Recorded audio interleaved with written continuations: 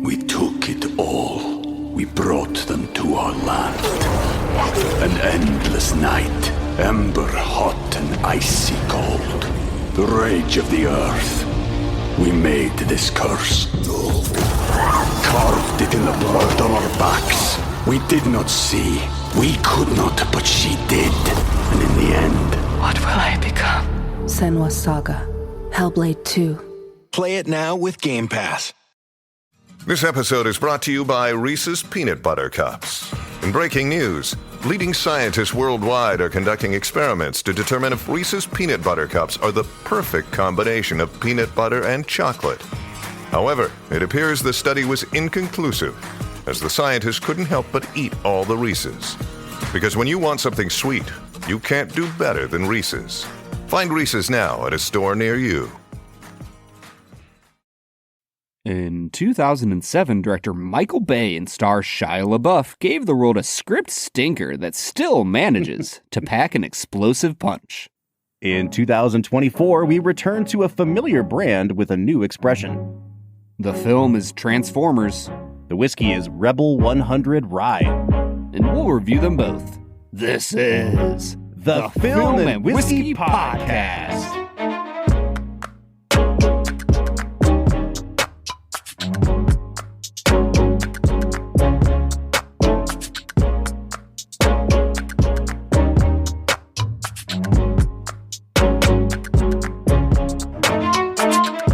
Welcome to the Film and Whiskey Podcast, where each week we review a classic movie and a glass of whiskey.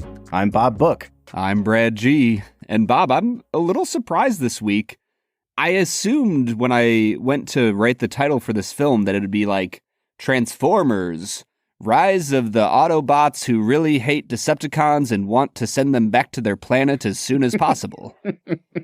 But lo and behold, this is simply called Transformers. I love a good non-subtitled movie.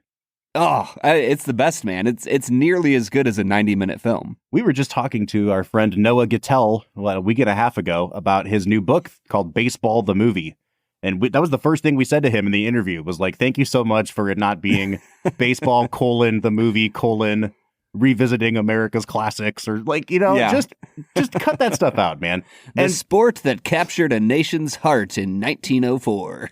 Brad, unfortunately for this film, that is the only place where a proper amount of editing was done, because this bad boy is almost 2.5 hours long, and dare I say, at least 45 minutes too long. Yeah, but I don't know if the impact of Linkin Park would have felt so meaningful if you hadn't just watched 2.5 hours of this movie, Bob. So that Linkin Park end title card thing has become a meme on Twitter. Like they clip it into a bunch of inappropriate movies, you know?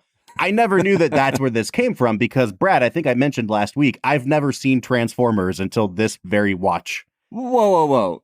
So that's totally fine and acceptable. You didn't know that what's the name of that song? I don't know.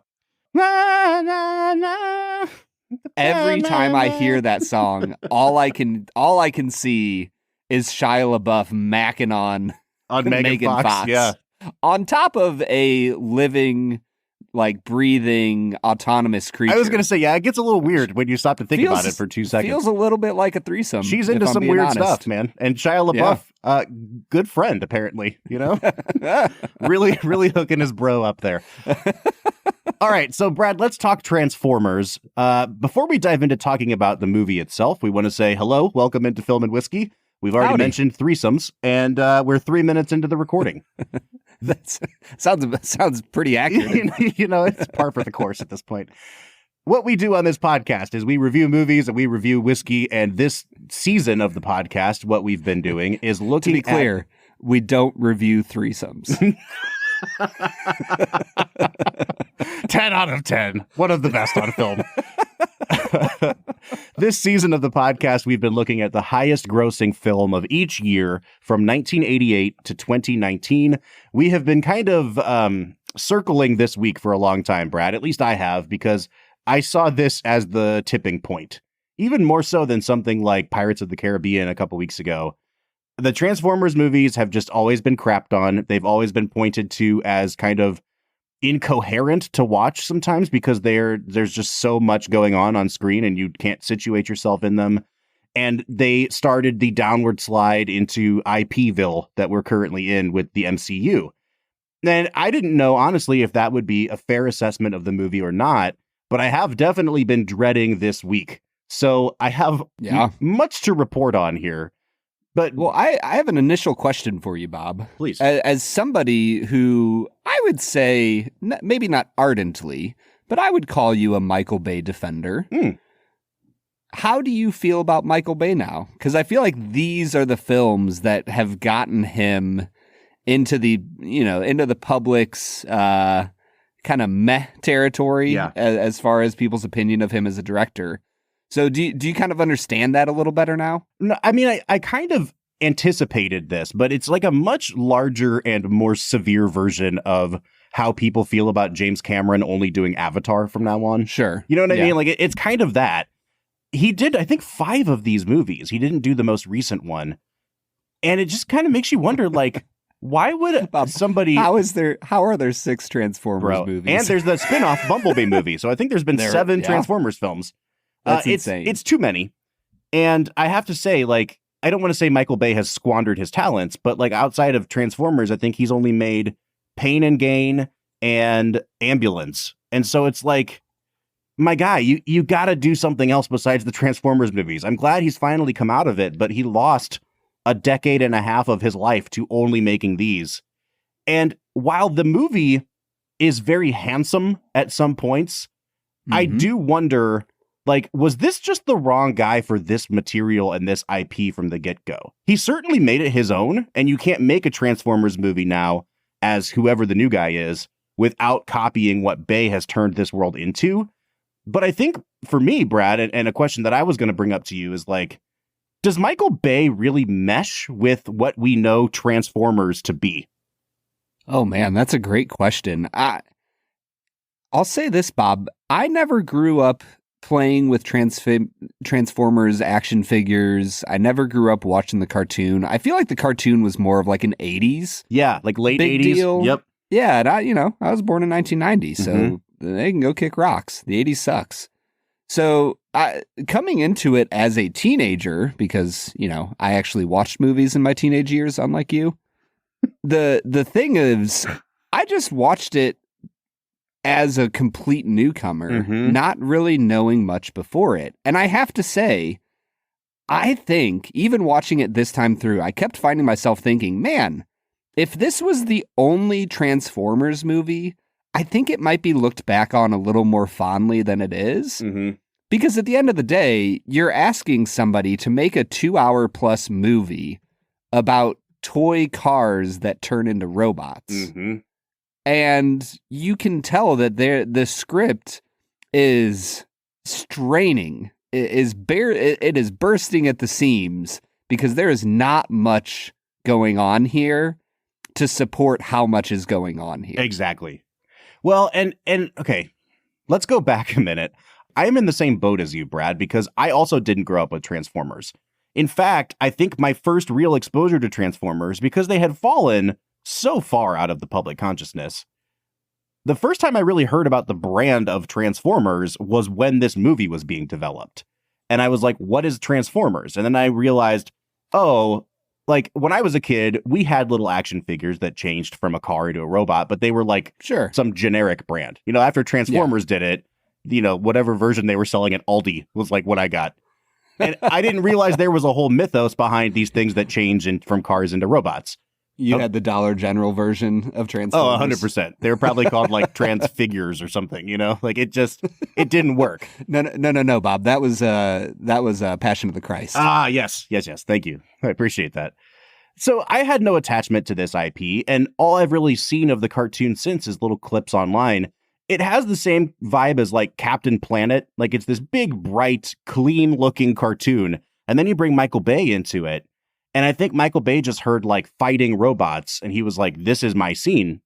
Because everything Michael Bay does is this kind of grimy, industrial, mechanical look to things. And so he turns this into a very down and dirty, gritty, grimy, mechanical thing.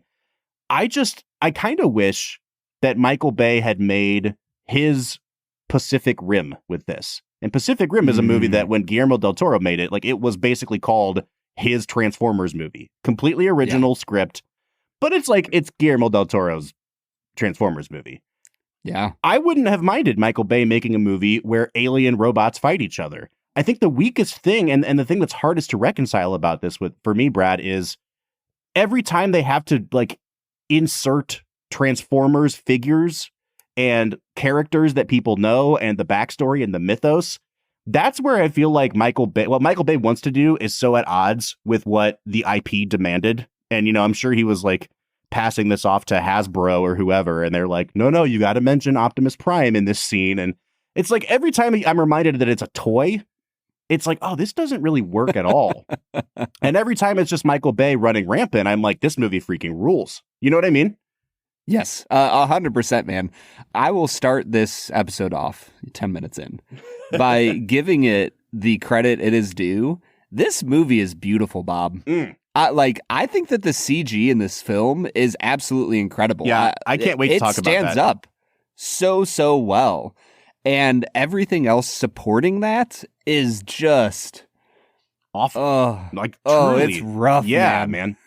Well, that's a really good jumping off point to get into our first segment of the day, which we call Brad Explains. Brad's gonna give us the movie plot with only 60 seconds ticking on the clock. So let's go ahead and hear your take with this little segment that we call Brad Explains. Brad Explains is the part of the podcast where Brad breaks down the plot of the movie that he has just seen, often for the first time.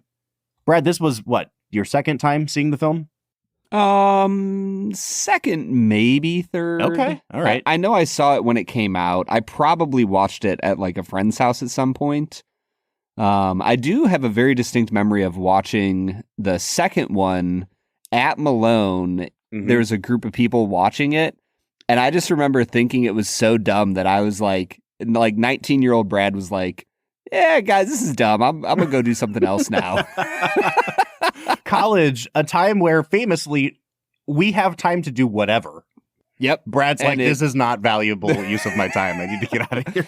So literally, I have seen like the first film 2 or 3 times and the second film 10 minutes of. And that's my experience with the Transformers franchise. Well, we are the two perfect people to talk about this franchise then, Brad, because we have no exposure to it. Brad, you have 1 minute to break down the plot of this film. We do get into spoiler territory if anybody cares about spoilers on the 17-year-old movie about toys. 1 minute on the clock and go. Transformers is a film about a horny young teenager who really wants to get laid. I can't emphasize to you guys enough how horny Shia LaBeouf is and how hot Megan Fox is. I mean, Bob, have you seen Megan Fox? Like, oh my gosh, she is so hot. And according to the film, yes. According to the film. And there's robots that are going to help Shia LaBeouf get laid. But it turns out the robots are actually there. I don't know if you realize this, Bob. They are actually there to find the Allspark and keep the bad robot from using it to kill humanity or something. And they do it. Boom, bang, bomb. Whoa. Transformers, robots, baby. Transformers. Okay, is that an accurate depiction of the movie, Bob? It is. Yes, it's a lot of boom and bang, and a lot of trying to bang. If you're Shia LaBeouf, hey-o, we did it. Okay, so let's dive into the movie itself, Brad. And I kind of want to work in chronological order because I started off very diligently taking notes of things I wanted to talk about. And by the hour and 15-minute mark, I was like, F this. Like, I'm not taking any more notes. This is not a note-taking type of movie. So the only thing, I want to talk about how bad the script to this movie is. And folks, we talk about scripts a lot on this podcast, but we talk about them in different facets. It can be, the actual sound of the dialogue. How bad is the dialogue? It can be the plotting of the movie, and the rhythm of the movie, which plays into editing, but also if you write too many scenes, that's what you get here. I think there's rhythmically a lot going on here that sucks. I think there's a lot going on that sucks with the dialogue. I just think there's too many characters, there's too many scenes, and it doesn't always logically flow from one scene to the next. And there are also times where I just don't really know where we are or what we're doing or why we're spending equal amounts of time with this character. I guess what I'm trying to say is this is a freaking mess of a script, Brad. Who's your favorite secondary characters? Because there is a right answer. My favorite? I don't know. Yes. I don't care. The thing is, like, they're all primary characters, according to the movie, because they're all given essentially the same amount of screen time, and they don't need to be. The right answer is the parents, Bob. The parents are the most ridiculous version of parents I think I've seen in any movie ever. Like, every time they were on screen, I found myself just laughing incessantly at how asinine they are and how they are like the most Clint Eastwoodian distilling of terrible, like, teenage parents. Yeah, dude, I don't even know where to start. I guess we'll get around to talking about the parents. So the movie kicks off in, is it Afghanistan or Iraq? Like, it's in the Middle East. And Middle East country number 7. We're fighting, and there's American soldiers. And boy, oh boy, do they do some great establishment of characters. There's a guy that, I wrote this down, he literally looks at Josh Duhamel and everybody else, and he's like, hey, you guys remember Weekends? The socks at Fenway? And I'm like, oh, so you are from Boston. That's what we're doing here. Okay. It's like, there's just, I don't know how to explain it, man. It's like, if you took a screenwriting 101 class, everything that they do to set up characters in this movie is like the opposite of how you should set up characters. Yeah, it is really bad.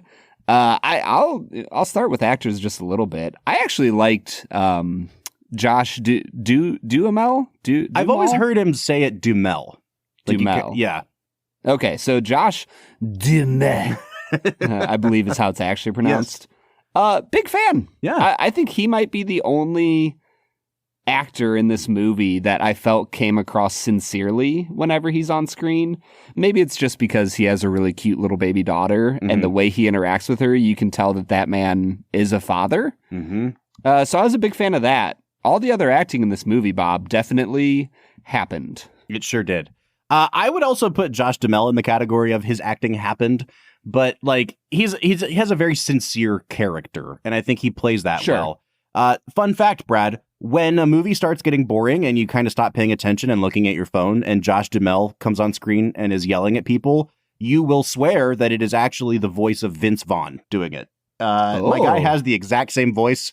And I spent a good portion of this movie wondering how much funnier this movie would be if it was Vince Vaughn and not Josh Duhamel. That would be a heck of a movie, man. If it was Vince Vaughn and like Owen Wilson. Yes. Yep.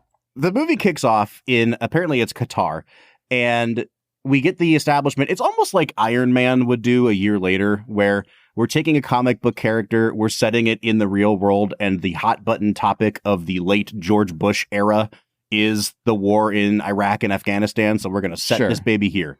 Yeah. I think that initial action sequence, incredibly well done. And the big note that I took away from this movie was like, I actually don't think that the action, for the most part, is incoherent in this movie, despite how much movement and how much editing and how rapid the cuts are, provided that the action happens during the day. All of the daytime action things are like really easy to follow. And the nighttime ones, I'm like, I almost had a seizure watching this. It makes no sense. My brain hurts. What's happening on the screen? So I don't know what you think of that, but that initial action scene, which happens during the day, I thought was really well done. Yeah, I'm 100% with you, man. I thought that all the action scenes that took place in the desert were really fascinating. I think that everybody kind of understands the geography of how terrifying it would be to have something coming at you from under the ground. And this, like, the desert, the sand just makes for a really intense battle scene when everyone knows that the rules of the battlefield has changed. And so I think you get really authentic fear and terror in the soldiers as they are fighting something that at this moment of the film feels like it monstrously outweighs what they have the capability to fight.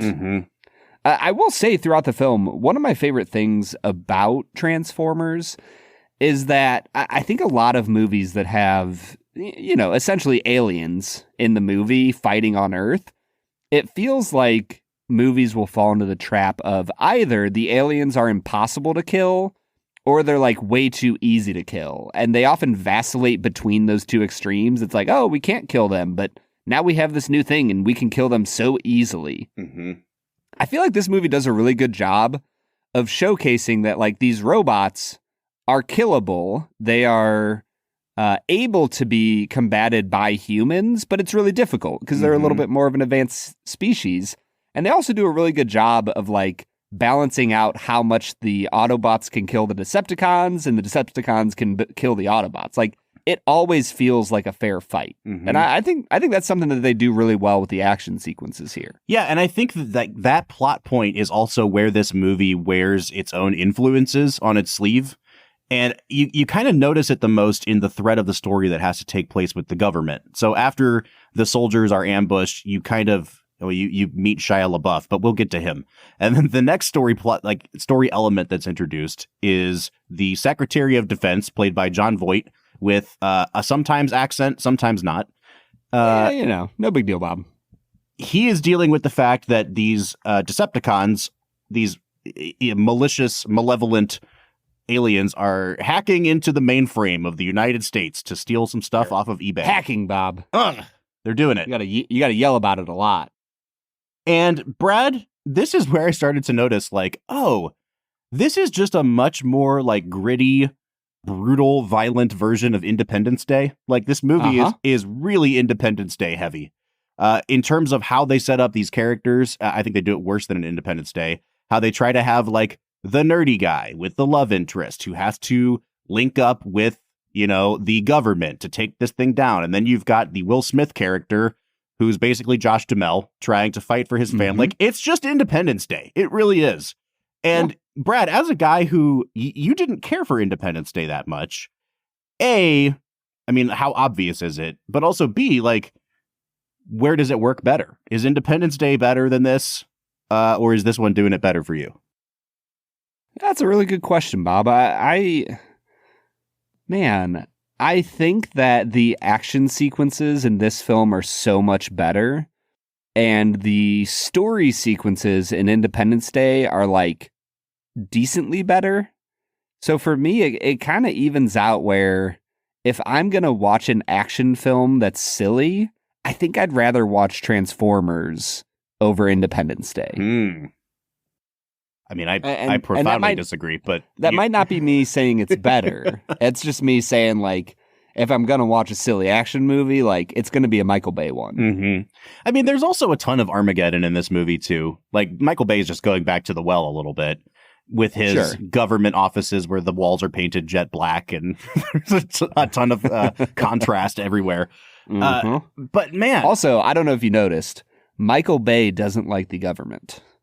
So here's the thing is that Michael Bay is simultaneously accused of being like the most libertarian filmmaker because of his distrust of the government, and also the filmmaker that fetishizes the United States military the most. Yeah. And I think that's true. I think they actually kind of are both true, because, I was reading online some comments people had made about the film, and they were talking about how, oh, isn't it crazy how the Decepticons, when they're disguised as vehicles, they're all disguised as military vehicles, because it shows like what their function was on their home planet, and that they're this oppressive force. And like, it's a pretty obvious visual metaphor, but it's also, I like that Michael Bay tries his best to complicate his feelings about the government on film. Like, because I think there is a version of this where like, it really is just like rah rah America, the government's awesome, the military's awesome, let's blow shit up. And you get let's blow shit up, but you also get a healthy dose of like, are we doing the right thing? Are we interrogating surveillance? And, like all the conversation that we had about Nolan with The Dark Knight, I think some of that applies here. And Brad, I'm not suggesting that your movie is automatically better if you're critical of the government. That's not what I'm saying. But I think I am saying that, at least in this movie, Michael Bay beats the charges that he is like the military's biggest proponent. Oh, 100%. I mean, the biggest joke character in the film is played by Is it John Turturro? Is that his name? Mm-hmm. Yeah, I mean, he's like an absolute freaking clown. And he represents like kind of a CIA, secret division you've never heard of. And like every single moment he's on the screen, you just kind of want to punch him in the face. Mm-hmm. So I think there's definitely an element of, hey, like the military does important things, but if I had to draw a line, I would say this. It seems like he loves the military and hates the government in this film. And I like think that's Turturro, probably fair. Yeah. Yeah, like Turturro would represent the government, like this super secret agency that the public has never heard of, and neither has the Secretary of Defense. But the military guys, are just awesome and down to earth and have kick-ass names, and they're so cool, man. They ride motorcycles into battle so that they can shoot one grenade underneath a Decepticon. It's awesome, man. All right, let's talk about the last big piece of the puzzle here, and that is the Shia LaBeouf thread, along with Megan Fox and Shia LaBeouf's family and weird friend. So we meet Shia LaBeouf in high school, a high school that features a class full of both 30-year-olds and what looked like one 8-year-old in the front row. Yes. I was very confused by the range of ages here. It's one of those charter schools. So Shia LaBeouf is doing a show and tell, because that's what you do in high school, and he's talking about all these heirlooms, family heirlooms that he's trying to hawk so he can buy a car. And that's where we meet Megan Fox, And why is he trying to buy a car, Bob? I don't know. Why? So he can get laid. Oh, man. well, sure, Why? yeah. I thought there was like a plot point here other than just like, I'm horny. Yes, that is a plot point, Bob. That's a major plot point in this film, actually. It sure is. We meet Megan Fox. She's dating like this jock who is also 30 years old. One of my favorite moments in the whole movie, Brad, is in the next scene with Shia LaBeouf. He goes to this outdoor party at a park and is confronted by the jock, who is, of course, throwing a football around. And when the jock is confronting him, I noticed he's wearing a cutoff T-shirt, just a plain black T-shirt that just has a giant number 7 on the front of it. Mm-hmm. Which is great because awesome. It looks like a uniform. It's also not a uniform you would wear in any sport. And the number is not on the back. It's like right on the front. But it's like Michael Bay had $4 to show a jock uniform. And he was like, I got it. Cut off T-shirt, put the number 7 on the front of it. I feel like every single jock performance like this in a movie that like means nothing to the movie. It's just like, hey, here's a cardboard cutout of a jock. I feel like they are all lacking in comparison to Joe Manganiello in the first Spider-Man with Tobey Maguire. Oh, yeah. That to me is the peak cardboard cutout athlete performance. Mm-hmm. And everybody else just is a lesser man. Well, here's the thing. Jocks in high school were absolute jerks. But it wasn't because they were constantly talking about sports. Like, the sports were an outlet for them to continue being douchey. But, like, in movies like this, it's just like he's throwing a football every time you see him. He's, like, in the classroom, probably throwing a football. And then he goes up to Shia LaBeouf and he's like, hey, aren't you bad at sports? And, like, there's no other topic of conversation. There's no other way that he can be mean unless it's by comparing Shia LaBeouf to himself. I don't know why we're spending so much time on the jock character here, Brad, but we have to talk about both Shia LaBeouf and Megan Fox because they are... I was going to say, the jock is about as deep as any other character in the movie, Bob, so... Ostensibly, Shia LaBeouf and Megan Fox are the main characters here. Who do you want to start with, Brad? Let's just start with Megan Fox and then move our way to the top. Megan Fox performs a minor miracle throughout this film, and it is that when I first see her in the classroom, she looks to be 27 years old. And she looks younger as the movie goes on. I think she taps into some sort of, like, youthfulness, where by the end of the film, I bought that she was a teenager. And she doesn't look like a teenager, but she's only 21 when this movie is made, so it's not, like, egregious casting. This movie has been the subject of a lot of think pieces over the years that talk about how this is kind of the primary example of what people mean when they talk about the male gaze in film. And man, that scene where she's fixing his car is pretty much like Exhibit A, like that pretty damning evidence against Michael Bay on that front. But aside from all that, like, I didn't think Megan Fox was bad in this movie. I thought she was pretty good. given the fact that her character goes an inch deep, you know?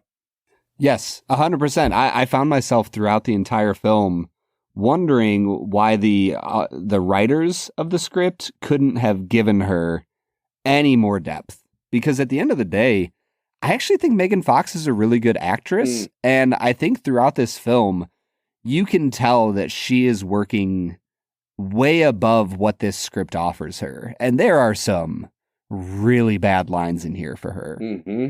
But she's courageous and she has opportunities to show like what she's made of as a character. And I think she squeezes everything out of this character that she can. At the same time, Shia LaBeouf is, man, it's really funny. It was one of the first people that, even as a teenager, I had watched him on the Disney Channel show, Even Stevens. And Brad, when you wake up on Saturday morning and watch Disney Channel shows, like, there's not a plethora of talented people floating around on those shows. What are you talking about, and it was very obvious, like, even as I watched that show as a kid, I was like, this is like a way better actor than most kid actors. And when he made the jump to movies, when he did Holes, I was like, oh, he can legitimately act. And then he gets his really big, action movie break here. And then things start to kind of fall apart in his personal life. But he's always been one of those guys for me that is like a huge what if. Like, I really think he had the chops to be one of the biggest stars in Hollywood and like an Oscar nominated actor. He's a good actor. And he spins out of control so hard that within a few years, he gets, Bill Simmons talks about this on all of his podcasts, like people getting market corrected by an up and comer. He gets market corrected by Miles Teller so hard that it's dude. Yeah. I love Miles Teller. He's also a great actor, but Miles Teller's 1 year younger than Shia LaBeouf. And I don't think we realize that sometimes because like Miles Teller didn't get famous for 7-8 years after this movie. But I think Shia LaBeouf lost out on so many great roles because of what was going on in his personal life. And he really is, for me, one of the big what ifs of our generation.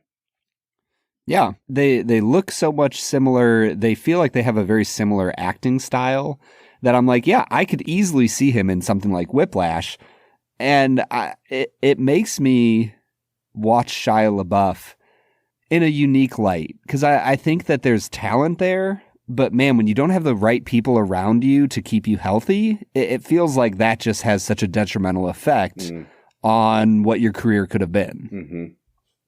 I am curious, though, what did you think of the performance here? Because you said Josh Duhamel was good, but then you said everybody else isn't. I do think that there's an element of Shia LaBeouf that is not cut out for the really goofy, dumb comedy that this movie tries to go for sometimes. But there was never really a point where I thought he's bad. Do you know what I mean? Like, I thought this might not be his wheelhouse, but it's almost like when DiCaprio tries something that's kind of out of his wheelhouse and you're like, he's such a good actor. Like, I don't care that this isn't a perfect role for him. You know what I mean? Sure. I think that there's a big difference between DiCaprio and LaBeouf, though. Oh, no. But you and I, every time we talk about DiCaprio, we're like, he's really great at this one kind of character. Yes. And then sometimes he tries other things and it's still good because it's Leo, but like, it's out of his wheelhouse. Yeah. And I would say horny teenager who has the fate of the world in his hands isn't quite Shia LaBeouf's wheelhouse. I'm just throwing it out there. Yeah, sure. Dude, it's such a weird choice. I don't know if maybe there's something about the cartoon that made him a better choice for what they thought the character was going to be. But I don't know, man. I feel like there was better actors that could have been chosen for this role. I think Shia LaBeouf is okay. I think he's very earnest, which I like. But overall, I think his performance is just decent here. Mm-hmm. I think he's miscast, man. I mean, at the end of the day, the star of this movie is Michael Bay's explosions. And I think that's why I wanted to get all this stuff out of the way in the front part of the episode, because Brad, if I can be frank with you, it's really bad. Like, everything about this movie that isn't the Michael Bay stuff is really, truly awful. And I was struggling hard and even texting you in the middle of the movie being like, I have like a deep-seated, visceral, negative reaction to this movie. Like, it's very rare that I watch a movie and it's not just like, oh, this is bad or this is boring, but like, I hate what is happening on screen right now. I hate that I'm wasting my time watching this. Like, none of it worked. It was an assault on my senses. It was kind of gross. It was kind of like it made me feel icky with the way that the sexual politics of this movie. And then you got the last 30 minutes and it's like, this is a freaking masterclass in action movie filmmaking. Yeah. And I mean, now you know how I feel about the assassination of Jesse James by the coward Robert Ford. If only Michael Bay had directed that film. Yeah. that would have been a heck of a movie. All right, man, I think we're in an okay spot to press pause. Let's drink some whiskey, and then we'll come back and talk about what's good in the film, because I'm really struggling to figure out where my final score is going to land, and perhaps you and the whiskey can help me with that. So let's drink some Rebel 100 Rye. What do you say? Yeah, let's get to it, man. We took it all. We brought them to our land. An endless night, ember hot and icy cold. The rage of the earth. We made this curse. Carved it in the blood on our backs. We did not see. We could not, but she did. And in the end... What will I become? Senua's Saga. Hellblade 2. Play it now with Game Pass. All right, so today we are checking out Rebel 100 Straight Rye Whiskey. Now this is, Brad, not a Kentucky Straight Rye Whiskey because it is made by a sister distillery of Luxco, the company that makes the Rebel brand. It's produced in Indiana. It is a 51% rye mash bill. Now, Brad, we've had a few rye mash bills over the years. 95.5 is probably the one that we like the best, and it's the one that comes from MGP mostly. 51% rye is also another really popular rye mash bill because in America, people like bourbon. People like the sweetness of a bourbon whiskey in their glass. And so rye manufacturers are like, hey, the flavors of rye are sometimes off-putting for people. Let's basically tamper that down as much as we possibly can and introduce a lot more corn into the mash bill. And so what you get is a concoction that's just barely technically rye because it's 51%. This one's 51% rye, 45 corn, 4 malted barley. As a rye drinker, Brad, do you have anything against a 51% rye? Or is it all the same to you? Yeah, I mean, I think that there are 51% ryes that do it well. In general, I'm going to look for something that packs a really beautiful rye punch that can also bring some really rich flavors along with it. And I think that's where ryes are at their height. And weirdly, I think that becomes more pronounced when you have a 95.5 type of rye. I think sometimes the 51.45 that they're doing here, just you lose a little bit of that rye flavor. So I don't know. We'll see where we're at on this Rebel 100. I am coming in favorably because of the name on the bottle, though. I was going to say, we can't go any further without talking about this. Rebel is probably our favorite brand to talk about on this show. We have given them just so much free publicity over the years. Brad, I need to just invoice them for the amount that we've talked about them because, like, truly, we fell in love with Rebel 100 bourbon as a sub $20 bourbon pick. It's a great mixer. It's great on its own. It is really easy on the wallet. And then we started kind of creeping up their vertical to the Rebel Distillers Collection and the Rebel Single Barrel. And like, they're all really good. Rebel Cask Strength, really good. Yeah. I would take Rebel over Weller in most cases, especially for a wheated bourbon that is affordable and easy to find. Yeah, 100%. We are here to tell you, Rebel makes really good whiskey, especially if you're looking for those wheated varieties. There is just so much flavor that they offer. I can't tell you how much of a fan we are.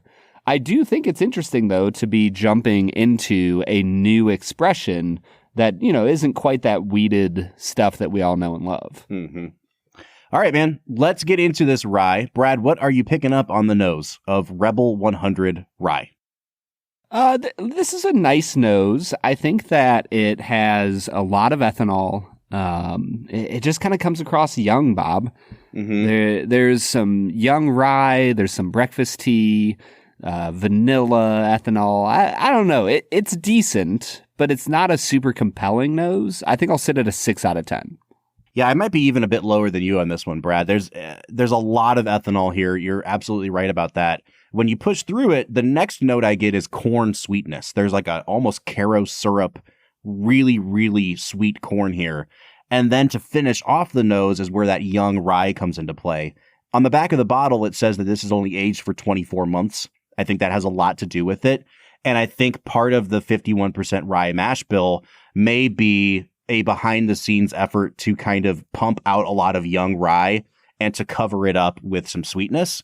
Now, again, we haven't gotten into the tasting yet, so I don't want to accuse them of anything on that front. But, like, it seems pretty obvious to me, Brad, that the rye part of this is a little too young. Is that fair? Oh, 100%, Bob. So I'm going to give it a 5.5 on the nose. And Brad, I'm going to take a sip while you give me your tasting notes. Yeah, I think that the flavors here are all correct, just a little bit lacking. Like, you get mint, you get dill. For me, there was like a little bit of a Sour Patch Kid flavor, but without the sugariness. I often like to eat some toast with just a little bit of honey on it. And I feel like this kind of mimics that flavor of a honeyed piece of toasted bread. It's okay. I came up a little bit from my nose and gave it a 6.5. It's just, it's young and it's cheap and that's okay. Yeah, I'm kind of in the same place. Again, this is 51% rye. So like, it's just barely a rye. I don't know if I would ever peg this as a rye whiskey. It tastes like a very inexpensive, not well-aged bourbon. There's a lot of sweetness here. And I think that whatever notes that you could discern as rye notes they're mostly just like, I could also chalk those up to being like a young bourbon with some like herbal notes. Mm-hmm. Yes. And so that's what really bums me out here is that there's just not much rye character to this. It's not as bad as the nose was for me. And especially at the price point, I might be being a little bit generous. I'm going to give it a 6 on the taste. Yeah. And I think the finish is a 6 out of 10 as well. It is short. It's inoffensive. A lot of the mint kind of sticks around and leaves a pleasant kind of sweet mint flavor on your palate. It's an okay finish. I don't know if there's anything to write home about, Bob. Yeah, I mean, I'm going to give it a 6 as well. I think, to be frank, it's probably not even as good as a 6, but because it's so inoffensive, I'm fine with just giving it a 6. You know what I mean?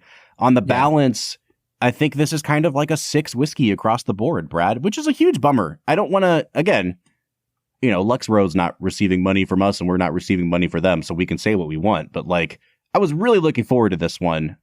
It's just not delivering for me, man. Yeah. I mean, I think balance-wise, though, I would say that with what they have to work with, I actually think this is a pretty decent balance. I give it a 7 out of 10 on balance. All right, so you give it a 7 out of 10. And Brad, I'm pretty sure that this is retailing for $19. At least it was in Kentucky where I bought it. Do you know if they sell this in Ohio?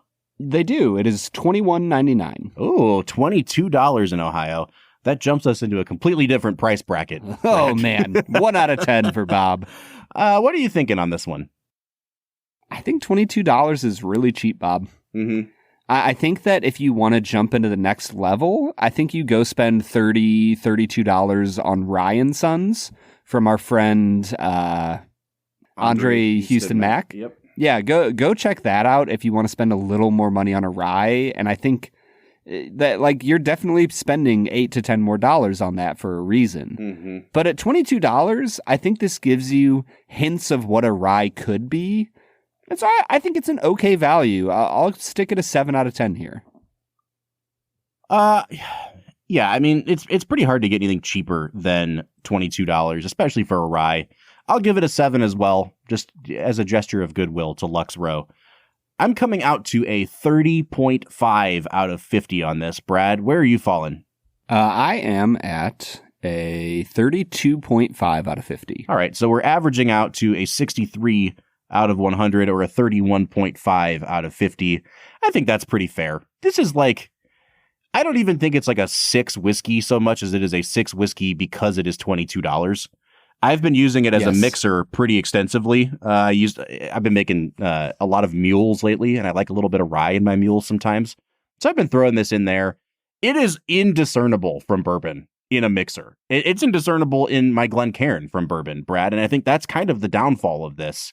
But like, even if you buy it, sit on it for a while, use it as a mixer, you're not going to be disappointed because you only spent $22 on it. Yes. Yep. I think that's the reality of where we're at, Bob. This is a really cheap whiskey, and if you're interested in it, then you know what you're getting, and I'd say go for it. All right, man. Well, let's carry this. I don't know. What would you call this? Goodwill? How do we feel about this? Ooh. Whatever it is, let's carry it back into talking about Transformers. What do you say? Yeah, let's get to it, man.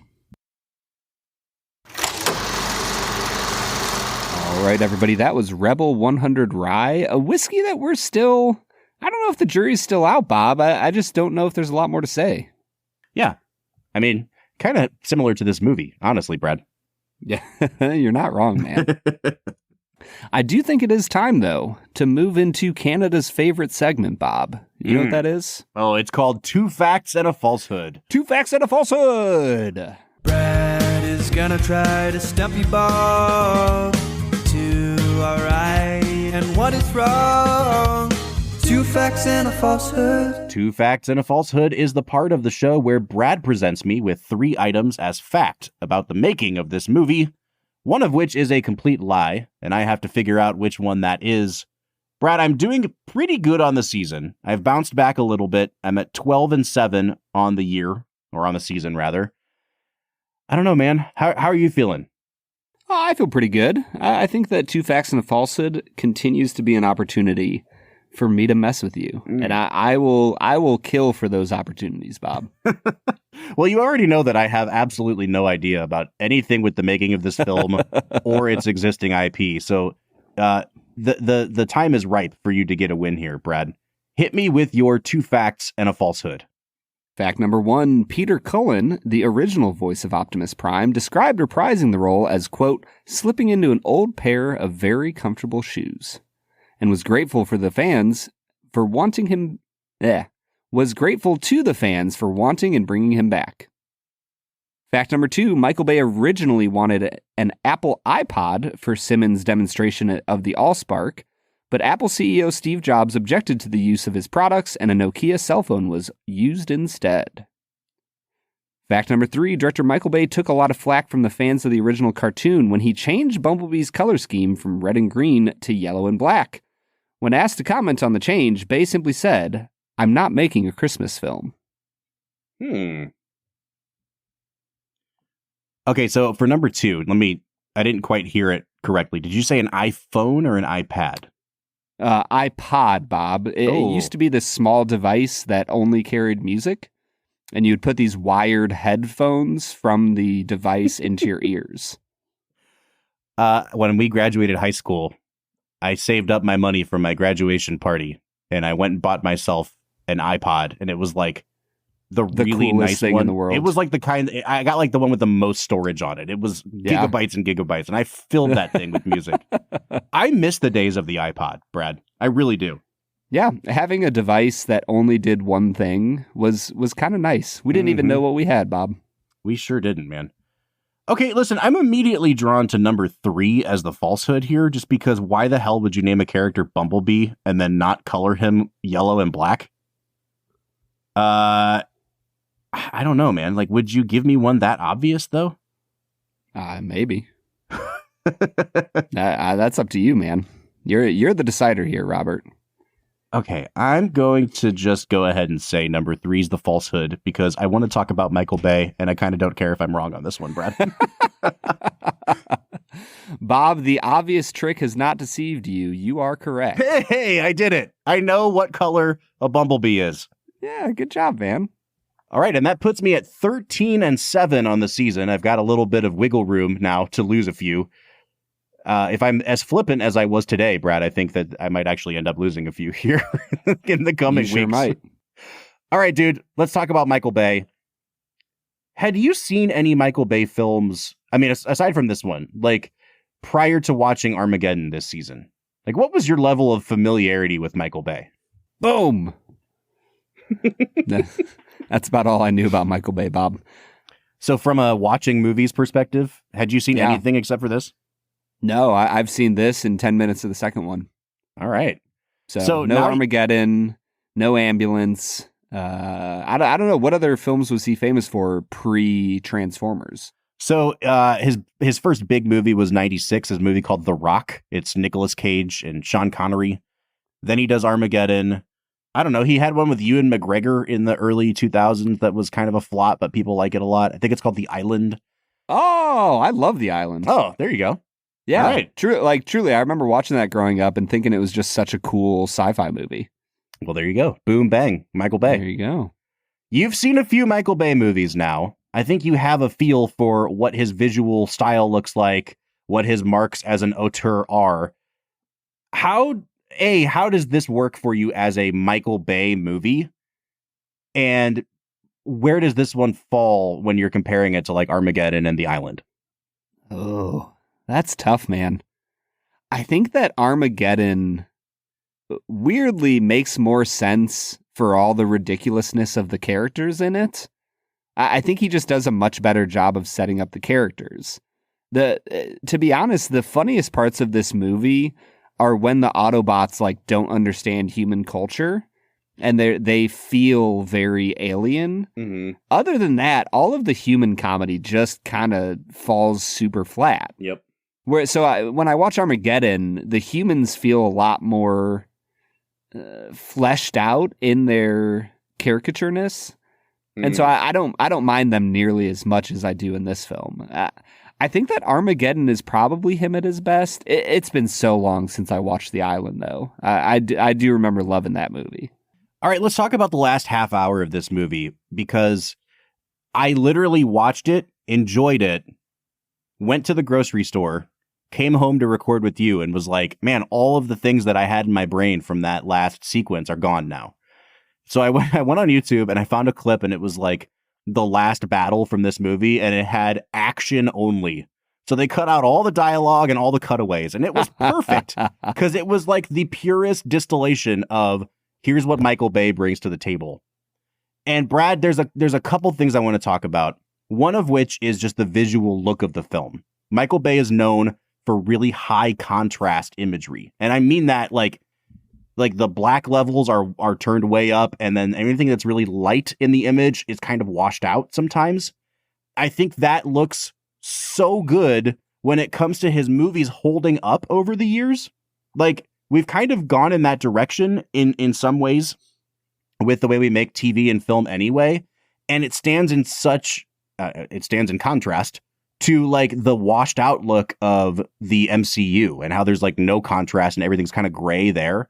It makes these movies look really crisp and alive, and it's not pretty, but it is beautiful in a way. You mentioned that earlier, that this movie has a beautiful look to it. I would agree with that.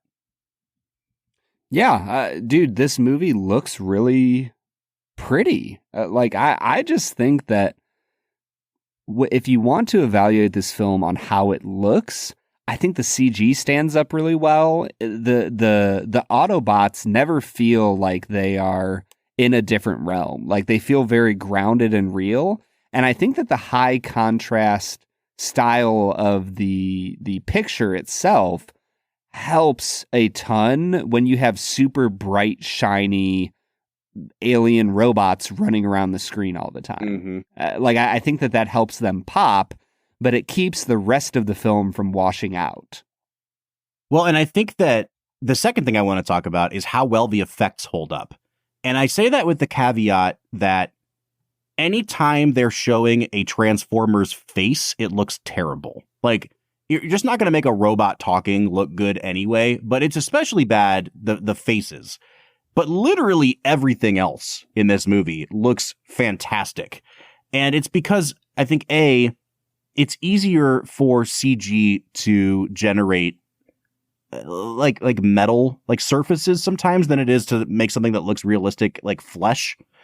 But also Michael Bay is known for doing so much practical on-set stuff. There's so much rubble and debris and stuff being blown up and sparks being lit off that if you have a good CG team working with you, you can use the elements that you're filming on the day and kind of layer in the CG elements so that it really blends seamlessly with what's going on. And I think the key here is like, this wasn't all just filmed on one giant soundstage that was covered in green and blue walls. Like, there's very clearly an actual road and buildings, whether the buildings are a set or not, but there's a tactileness to everything here. And I think the CG is like, it blends perfectly. I was shocked at how good this looked, Brad. Dude, the human eye and the human brain can tell what's real and what isn't. And when you have more on screen that is real than is computer generated, it helps the CG blend in much more seamlessly. It keeps it from being in an uncanny valley. I cannot say enough about how much I wish modern CG films would learn from the things that we saw here in Transformers. 100%, man. There's a shot during that final battle, and they show this woman who's in the street, and I thought it was Megan Fox at first. It's not. It's just some random lady. It's a slow motion shot, and one of the Decepticons is coming from down the street, and there's chunks of asphalt flying, there's sparks going. He dives over her in slow motion and then like goes and fights somebody else down the street. And man, first of all, I think the way the shots are designed in this movie is really great. It's super intricate, some of these shots.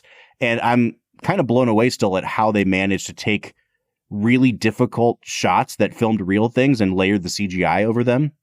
But that shot in particular is like, it's like a Michael Bay wet dream. It's slow-mo, there's stuff blowing up, there's a pretty lady, and then you get to see robots fighting. And it's just all done in a oneer. And man, I just like, this is freaking beautiful. This is why Michael Bay gets paid. Like, he made this movie worthwhile to me with just a few shots at the end of the film.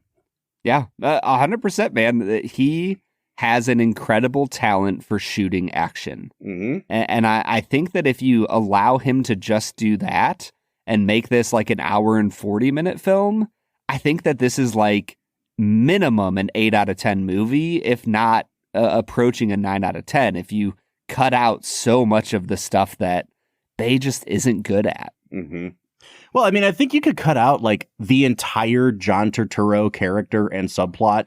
I think you could cut out pretty much the entire Anthony, what's his name? Is Anthony Anderson character, and even like the knockoff Margot Robbie character that's hanging out with them. Like, get rid of both of those people. We don't really need them beyond her finding this signal at the beginning. Cut out Shia LaBeouf's parents and everything to do with those scenes. And you've already trimmed this movie down to about 2 hours, and it works so much better. You don't want to hear them talking about Shia LaBeouf's happy place? Happy time? Bob? Yeah. I told you a few weeks ago, Brad, that anytime we were talking about dirty things on the podcast, I would say that Lord Cummington is making an appearance again. And boy, oh boy, did he show up for Shia LaBeouf's happy time. All right, man. What a movie, Bob. What a film. What a movie. Let's get into Let's Make It a Double, Brad. We're near the end of the episode, so thanks for listening to the Film and Whiskey Show. Let's pair another film with this one, even if it's a struggle. It's our final segment of the day, now let's make it a double. Let's Make It a Double is the part of the show where we pick a movie to pair up with this one to make the perfect double feature.